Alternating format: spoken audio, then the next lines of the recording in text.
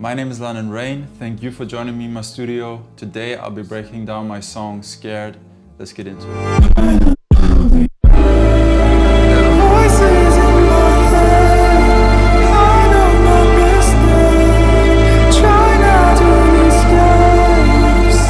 So this whole project can be basically broken down into 3 parts. We have this intro section right here. After that is like a drop, the main part with the highest amount of energy. And after that is a short breakdown. Everything that comes afterwards is basically the same material, but arranged in a different kind of way. I'm definitely going to show you how I arranged it, but obviously I'm not going to go over the processing twice. So yeah, let's start with the intro section.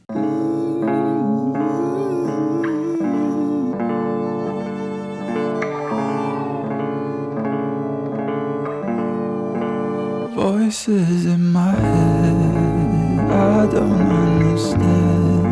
Try not to be scared of something that ain't there. Alright, now before we get into the processing, I just wanted to show you what this whole thing started with. So this is a voice memo from the 7th of March.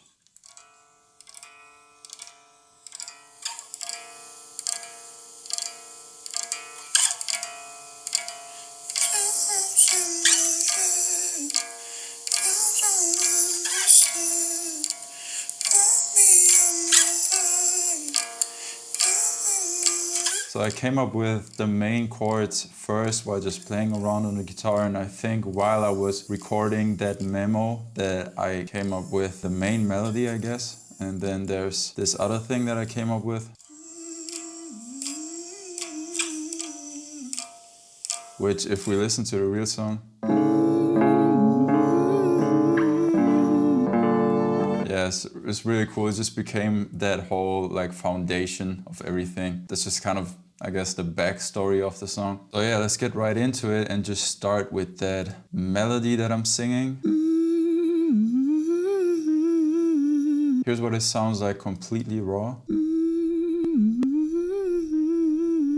In the last video that I did, I talked about how my problematic frequency range, like where I find most of the mud in my voice, is between 100 and 500 hertz. So you'll see me attenuating that a lot. Basic low cut and a high shelf, that's it. After that, I always use the LA2A compressor for vocals because it's really easy to control. You just have this gain knob and peak reduction knob. It's just a really fast and easy way to get a nice color on your vocal and have it compressed in a really natural way. So yeah, I really like that. The next thing in the intro of the intro, I guess, is the guitar that I already showed you in the voice memo.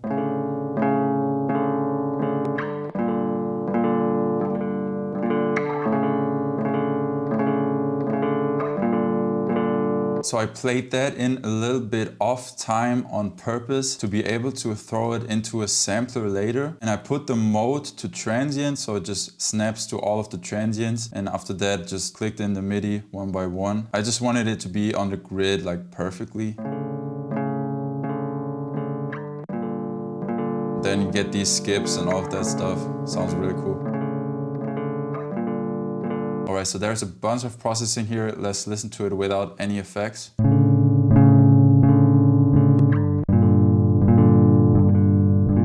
So very muddy. First EQ is to just take care of all of that low end that built up for some reason. And a high shelf to bring out a little bit more of the detail of the strings. After that is another EQ. I sometimes like using 2 EQs when I want that first one to stay exactly the way that it is. I don't want to touch those settings anymore at all. I just open up a new equalizer and keep carving out frequencies with that. Here's width.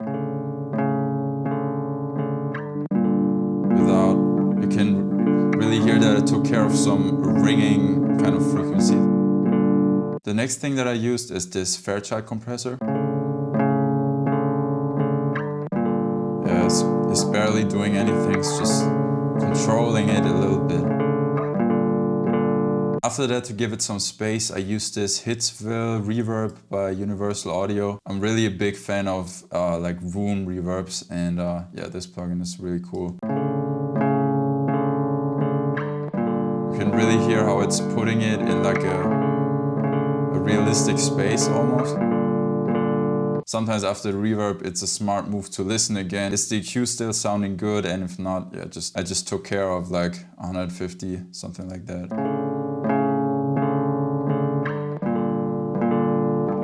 You can hear how it's distracting a little bit. If you listen with headphones, you can hear it. Alright, the next thing that I added is this effects detuned.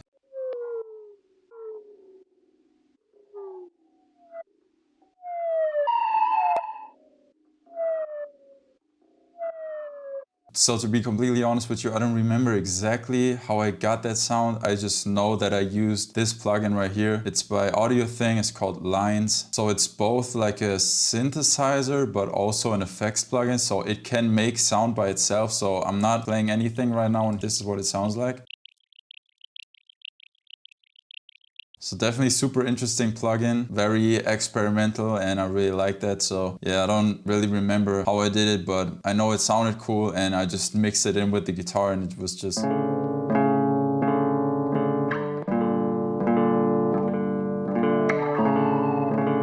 It just really added to the vibe of like, because I had this vision in my head of the song being called Scared. It's very unsettling in a way. Like,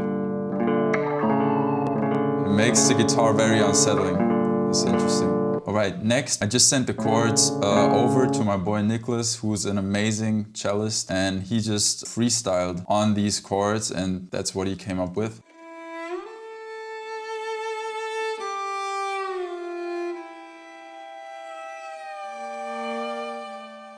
I'll go over the processing of the strings in the next part of the intro. Before that, let's just listen to the first part with everything that we talked about so far.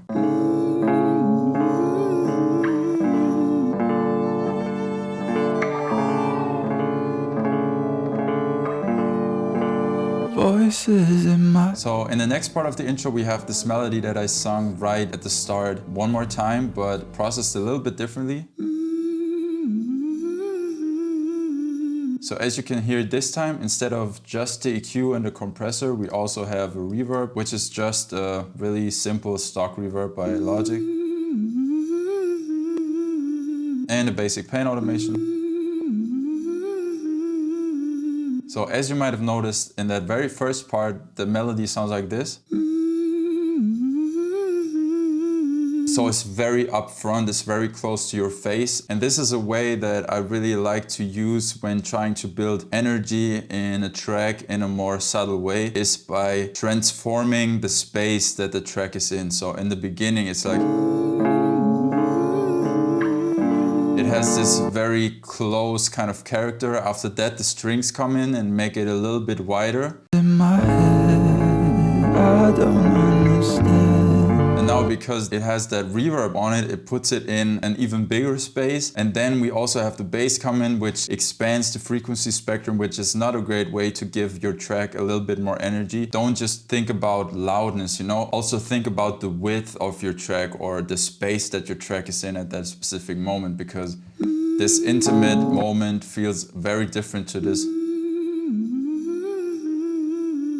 And it gives a sense of development, like something is happening. And at least I don't want my tracks to be stagnant the whole time. I want them to keep evolving and to keep the listener excited, like what's going to happen next and where is this going, all of that stuff. That's the kind of questions that I want the listeners of my songs to be asking themselves. So I always try to make subtle changes. So obviously the next thing that we need to talk about is my main vocals, which sound like this. Voices in my head, I don't understand. Try not to be scared of something that ain't there. Again, very close to your face to still keep that suspense going. You might have heard some wrong notes in there, and there probably are because I didn't tune this part of the vocal. That's just the kind of vibe that I was going for the intro. Very natural, which makes it, in my opinion, more impactful because it sounds more like I'm actually talking to you. And I wanted to have that kind of more intimate feel for that section, so I just left it the way it is and did some of my other super basic processing. So here's what it sounds like completely raw. Voices in my head, I don't understand. Try not to be scared of something that ain't there. Right, the first thing I'm always adding is this preamp right here. Voices in my head. Just gives it a little bit I of don't color understand.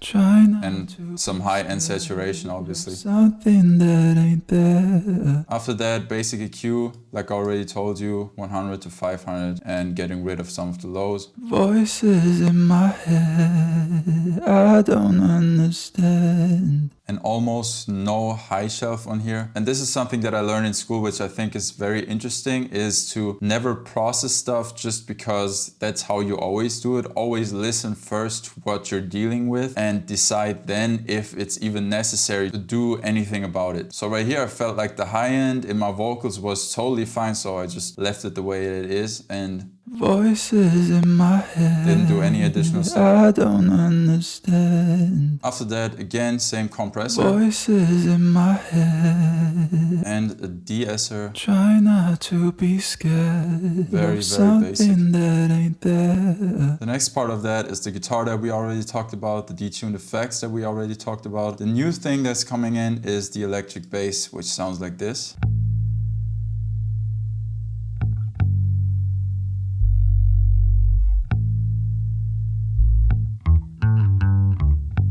As you can see, there are two basses. The first one is very detailed and high-end heavy.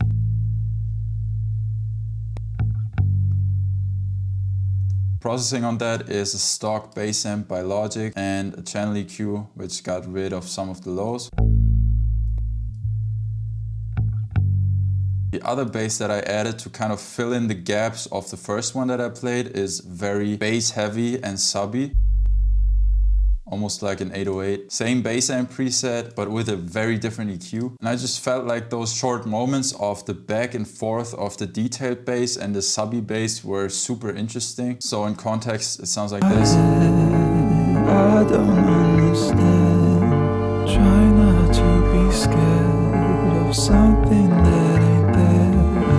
It really fills in those gaps and gives short moments of a wider frequency spectrum, which is super interesting and kind of prepares the listener for what's to come, which is a super low and heavy and high energy part. So hinting at stuff that's about to come is a super interesting way to get some tension going as well. So I always like doing that. So we didn't get into the details of the strings before, so let's do that right now. For the second part of the intro, they sound like this.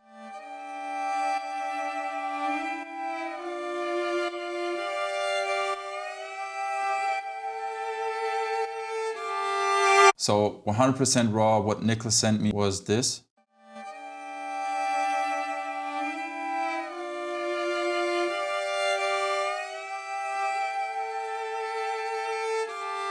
Just absolutely beautiful. The first thing that I added was this EQ.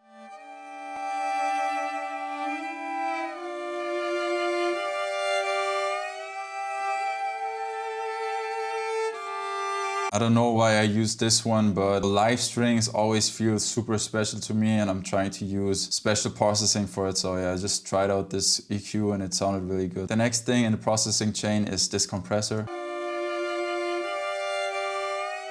Doing a very minimal amount of compression. After that is a tremolo, which I use to give the strings more rhythm, because by themselves I feel like they kind of wash out the rhythm a little bit, like you don't really know where the one is, and I wanted to have something like pulsating. And again, to have an element of evolution and tension, I automated that tremolo. So in the first part of the intro, it's kind of all over the place. And this, because it has a rhythm, it gives a sense of more energy or something's going to happen. After that, I used the same Hitsville reverb again. It kind of takes away the digitalness of the tremolo because it washes out those dips a little bit more. It's still audible, but it sounds a little bit more natural, while still having that rhythm effect that I talked about. After that, which I always use on strings, is some kind of tape, maybe the real tape machine that I have or some kind of emulation. And I usually use that for saturation to just make the strings sound a lot thicker. The last thing that I added is this gain plugin right here, which is being automated towards the very end of the string section to give some more tension right before the drop. So here's what it sounds like. And after that, it just cuts down to 0. So altogether, it sounds like this. Voices in my head, I don't understand. Try not to be scared of something that ain't there. Right, so I got a lot of questions about this part right here, which I'm going to break down right now. As you can see, this kind of transition consists of 4 layers. That's what it sounds like without the kick. I just added the kick to give it a little bit more impact. First of those layers sounds like this. Try not to be. So as you might have heard, I kind of tried to emulate how a voice sounds when it's being pitched down. It doesn't sound like try not to be. It sounds like try not to be. So I kind of tried to emulate that. Try not to be. With my voice, and yeah, it just sounded a little bit different, so I just kept it. The only thing that's on here is this EQ. The next layer sounds like this. Try not to be. There's a bit more processing on this one. The first thing I added is this compressor. Try not to be. And I'm really abusing the compressor right here, really trying to push it into the max. Try not to be. Because I really wanted to be able to hear the compression for some kind of effect, and I really like that. After that, again, the Silververb by Logic on the gated reverb setting. I think gated reverbs have this really interesting space about them, which I thought was very fitting for that part. Next are just 2 tremolos, again adding that pulsating rhythmic effect. Also to make the kicks feel more impactful, because this obviously feels kind of like a side chain. The next layer sounds like this. So this is me whispering.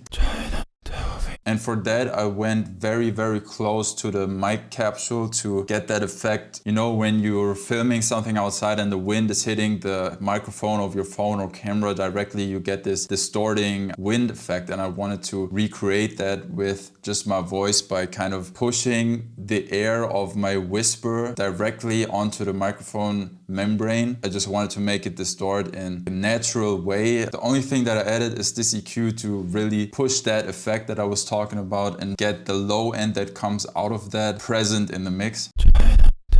And it's really distorting in a super, super interesting way. The last part of that sounds like this. Just some breaths without any kind of processing. There are 2 things on the group. The first one being this tube distortion by Arturia. Without it sounds like this. After that is a gain plugin again. As you can see, I automated that as well to really get that gap down to 0, so there's absolute silence. That's basically all it's doing. And like I told you, after that I added this kick for a little bit more impact on that.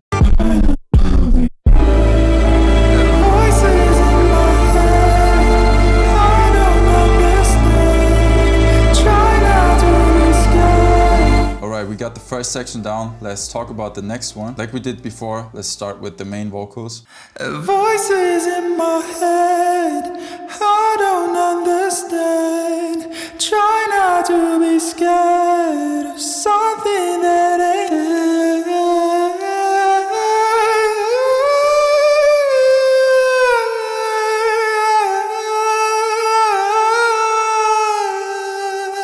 So just to be transparent, I already talked about this in the last video. For all of those main vocals, I usually do like 5 to 6 takes. After that, I just go through every section of every take, trying to decide which section sounds best in which take. And after piecing all of that together, I have one complete take that I can work with. And the first thing that I always do is just take that whole main vocal, open up Melodyne, transfer it, and tune only the parts that I feel like are distracting. So after getting everything tuned is where my actual processing begins. Before going over that, let's listen to the completely raw vocals. Voices in my head, I don't understand. Try not to be scared of something that ain't there.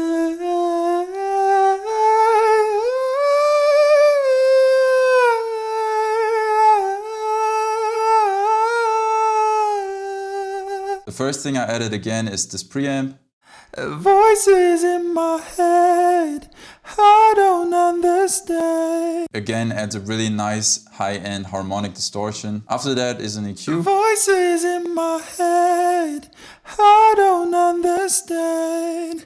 Try not to be scared of something that ain't there. So obviously when going into falsetto voice, the frequencies that I'm treating and focusing on EQ-wise are shifting upwards. So right now you can see it's not necessarily in the 100-500 range only anymore. It's more shifting towards 200 to 1K. After that, same thing as before. Voices in my head, I don't understand. Same deesser as always again. Voices in my head, I don't understand. After that I used Logic's tape delay. Voices in my head, I don't understand. Just for a little bit of space. To be scared. After the delay I used this plate reverb. Voices in my head, I don't understand.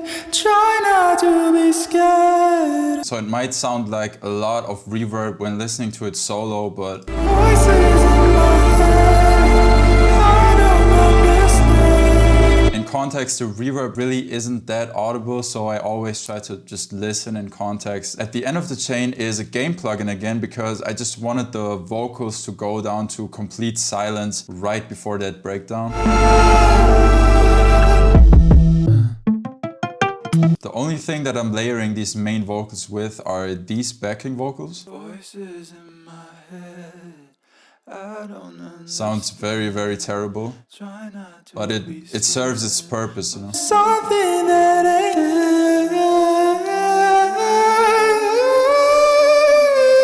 Just adds a touch of low-end energy and fullness to the vocal. It doesn't always have to be pretty. Sometimes it just has to serve a purpose. And in that case, it does just that. So it's totally fine. Processing-wise, super basic. It's the same chain over and over again. We got the preamp, an EQ taking care of some low-end and muddy frequencies, the LA2A compressor, and the de-esser. All right, moving on. Let's talk about this choir.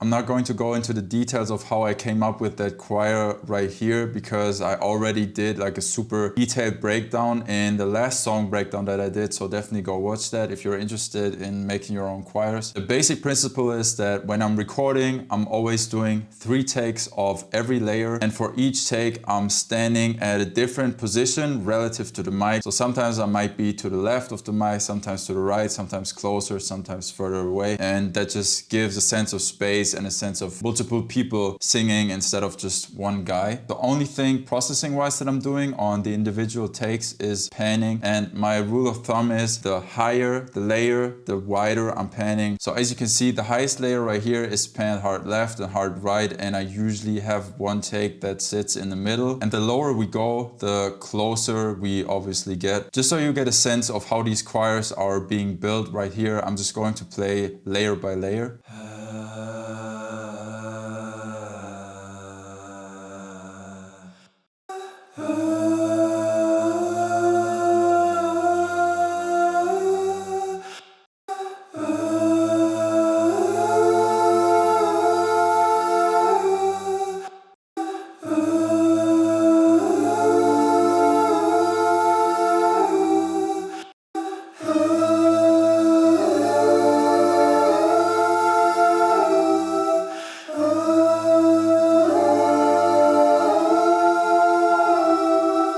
Let's talk about the processing a little bit more. Sometimes I might take all of the takes that I do and put them in one group and just process them as a whole. Right here, before doing that, I group together all of the 3 takes of every layer and process those as a group first. So the only kind of processing that I usually do on these groups is a little bit of EQ, so the individual groups work better together, and a little bit of compression to just control everything a little bit more. So now let's talk about the processing I did on the entire group. The first thing I added is this SSL compressor, which is a really, really good compressor to just glue stuff together, especially stuff that consists of multiple different elements, like for example drums. After that is a reverb to just put the entire choir in one space.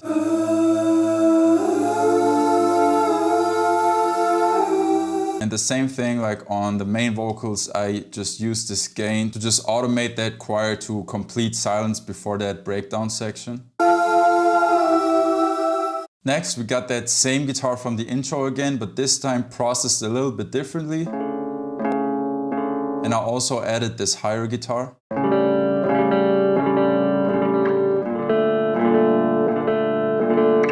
I just did that to add more depth and width to the chords, because obviously that section is meant to have the most amount of energy. So I'm trying to get all of the elements that I used before and all of the new elements really thick, so it just creates that really big atmosphere. After that, the detuned effects that we talked about again.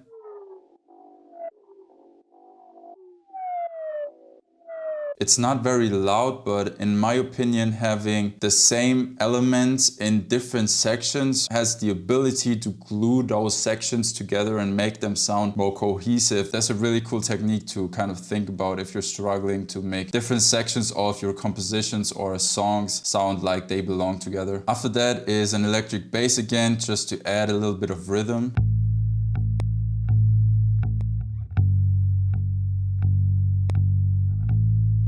Like I showed you before, I cut out most of the lows from that because all of those are coming from this Moog bass.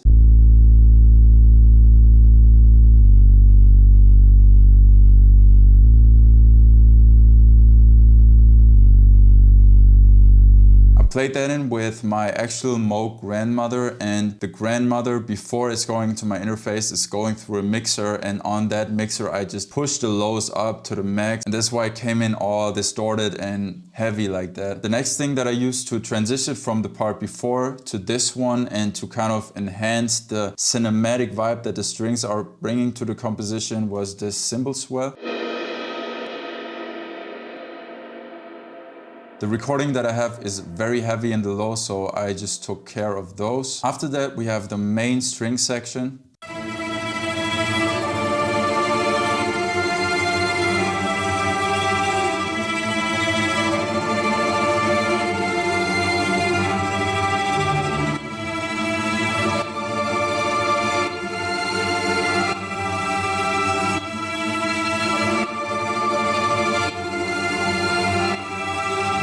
And you might have heard some similarities to the choir that I showed you before. Let's just listen to both of those elements together.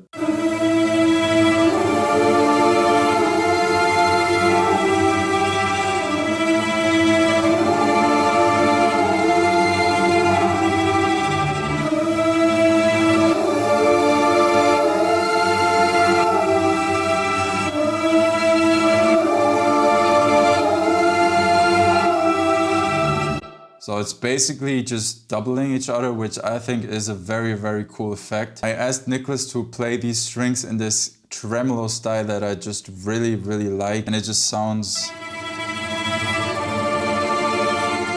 so amazing.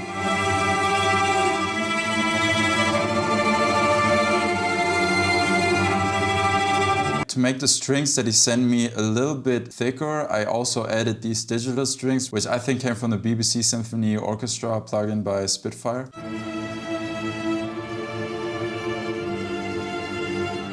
Just played the exact same thing again, and together with the live strings.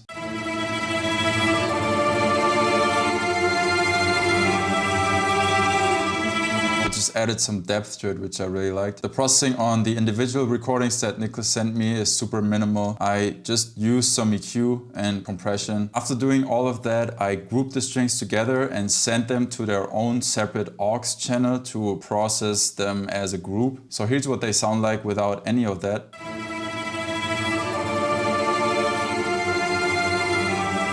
The first thing that I added was this EQ, again using the same one as before.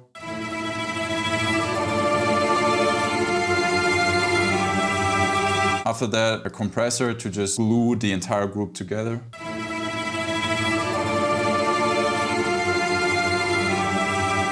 The next thing that I used on the strings is this tremolo again, which I automated just like before, just to give a sense of rhythm in the second part of the main section.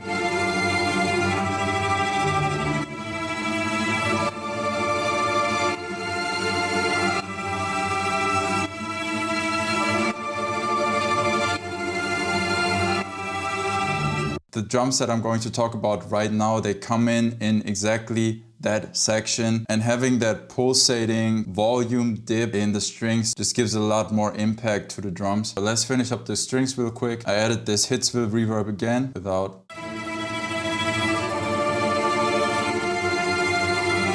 And with.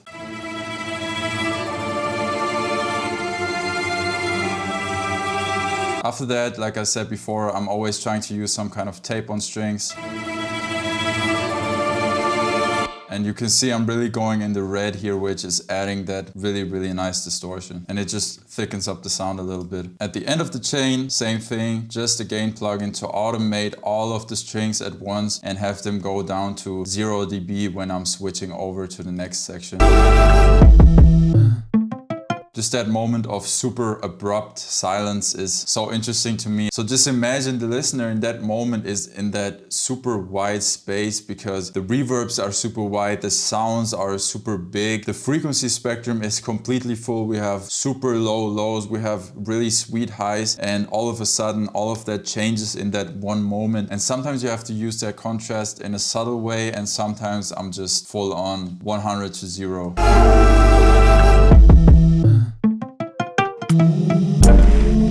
So yeah, always think about contrast. It's, to me, one of the most important elements in music. All right, the next thing that was added, not by me, but by Johnny Wood, who's a genius in what he does, were these drums right here.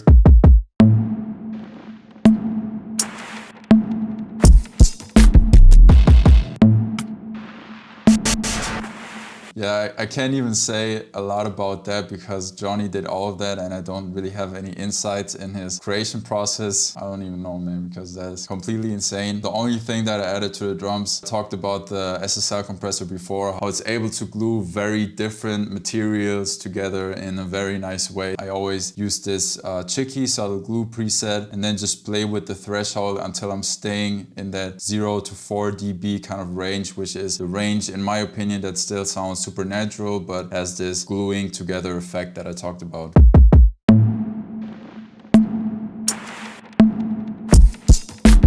And you might have heard that Johnny added an 808 right here. And to give more space to that 808, I decided to pause the Moog bass in exactly that moment, and switching from this very consistent bass sound to this short moment of no bass at all and then to this 808, it just gave it such an interesting bounce. I just want to play that in context real quick because I think that moment is so interesting rhythm-wise.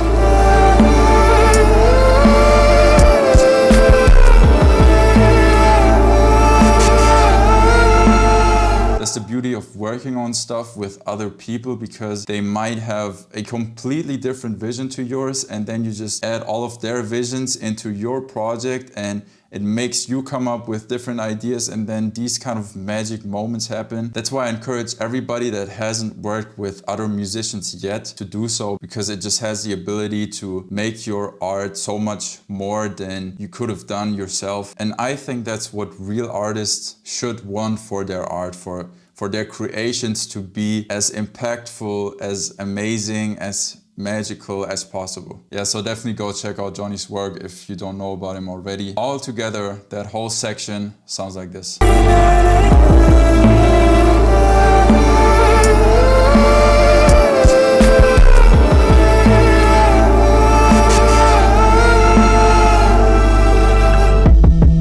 Before moving on to that breakdown, I just wanted to talk about one thing really quickly. After I pulled in the drums that Johnny sent me, I noticed that when they were sitting on the grid perfectly, that something sounded kind of off. I'm just going to shift them to the grid real quick so you can hear what I'm talking about.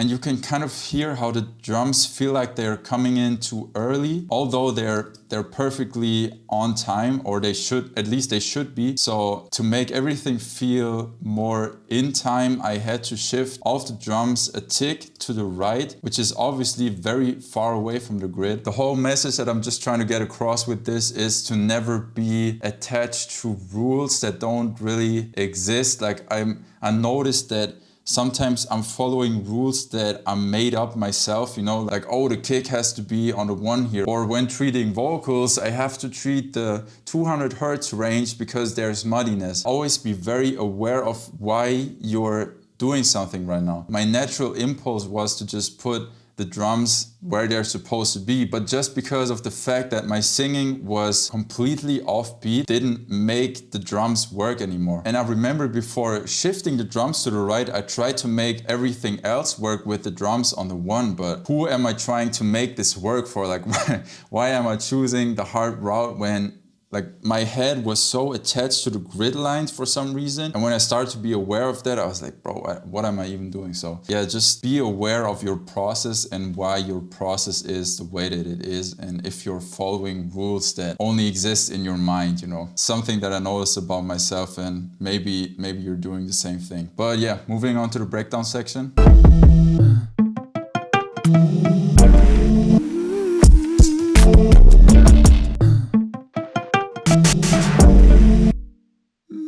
So the first thing that I added was this acoustic guitar. It's basically doing that melody from the beginning. And I always like bringing the same melody back, but with a different instrument. Always has a really cool effect, and it gets certain elements of your track stuck in people's ears without having to annoy them by playing the same thing over and over again. So I played in this acoustic guitar an octave higher, then brought it into Logic Sampler, pitched it down an octave, put the sampling mode to transient, so it just snapped to all of the notes that I was playing. And then I used the keyboard to playing those notes to get that kind of laid back feel. The processing that I did on here is a basic EQ to get rid of some of the lows. After that, a tape mellify to just make it sound a little bit more broken and detuned. After that, a tape echo.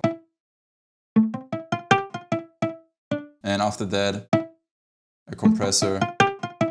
We'll just control the sound a little bit more. To layer that, I bounced the choir that I showed you before and dragged that into Logic Sampler as well, pitched it down an octave and just played in a bunch of stuff.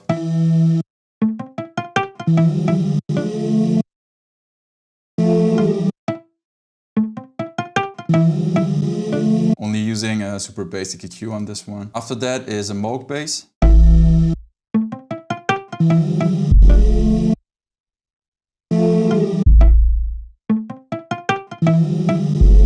This comes from the Universal Audio Mini Moog plugin. Only processing on here is an EQ to get rid of all of the highs, boost the lows a little bit, and a limiter just so it doesn't hit the master that hard. So as you can see, it's doing quite a bit of limiting, 8 dB. The next thing I added was this detuned effect that I showed you before. Just chopped it up a little bit to give that section a different feel. I just noticed that for this one I didn't bounce it down yet and still have the whole effects chain here, so we can actually go over that right now because I think it's really interesting. Here's what it sounded like raw. And you can hear I used that guitar through the Lines plugin that I showed you earlier. And I think I remembered that I had a halftime on that. After that, an EQ to get rid of some of the lows. After that is the Dirty Tape plugin by Softube. After that is a tremolo for that rhythmic effect that I talked about. And at the end of the chain is a pen automation to just turn it into more of an ear candy type sound. Makes it a little bit more interesting.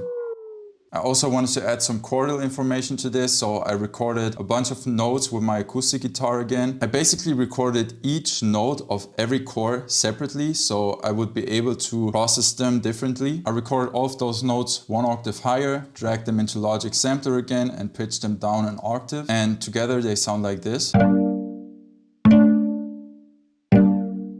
So having all of those notes separately enables me to pan one of them to the left and one of them to the right, which just gives this interesting stereo image which you wouldn't usually hear on a chord played on an acoustic guitar. The only processing on this is a compressor to glue all of those separate notes together, an EQ again to just get rid of some of the lows, treating some of the mud, and the Dirty Tape plugin again to make it sound a little bit more broken and make the stereo image more interesting, because it has this decoupled stereo mode, which just means it processes the left and right side of the signal differently, which just gives a very interesting effect.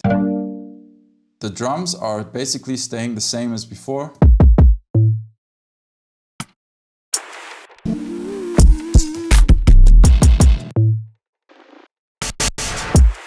Right now we've gone through all of the elements that are inside of this song. I just want to listen to that last part as a whole and kind of walk you through some of the arrangement that I did.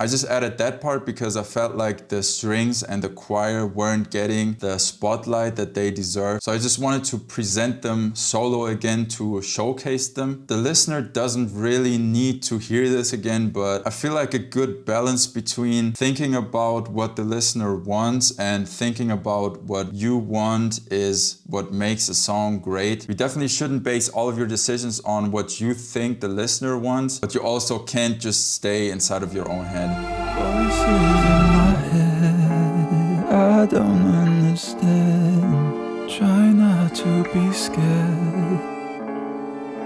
It's good. There's something that ain't. This is a super common technique. I just had a build up right before, then we're breaking it all down before it's like the finale of the song to just make that last section feel super impactful. So yeah, right after that big string and choir section, I'm breaking it all down to just my vocals, guitar, and some strings. I don't understand. Try not to be scared. And I also added this scared. It's good.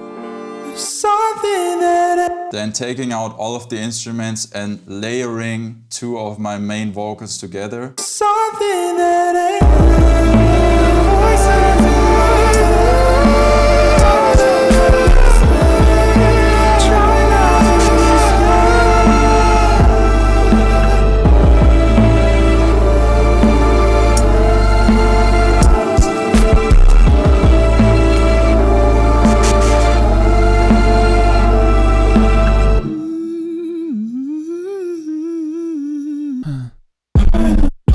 I talked about my mastering chain in the last video already as well. It's basically the same thing right here. This is the compressor setting that I used. I always use this Warm Capital preset. Right here I can see that I pulled the input down a little bit because I think it was probably starting to distort. After that is the ARTG mastering chain. I made my own preset a while ago, which always gives me a good starting point for most of the stuff that I'm working with. So I usually pull down the input a little bit because the signals that I'm working with are super loud. After that, some EQ. This is a mid-side EQ, so the mids and the sides are being treated differently. Pushing the highs on the sides really makes your stereo image open up, and taking out some of the lows gives me a super focused and clean low end. After that, some slight limiting and filtering. I already talked about this spreader last time. I'm only using a little bit of that because this can give you phase issues super quick. At the end of my chain is this compressor by Logic. I'm always using this Opto slow release preset, and it's basically acting like a limiter. I really hope this video was somewhat entertaining, informative, and inspiring, and gave you some new ideas. This song is on all streaming services right now. The links are below. You can listen to that if you like. As always, I really appreciate you taking your time watching this, and I'll see you in 2 weeks.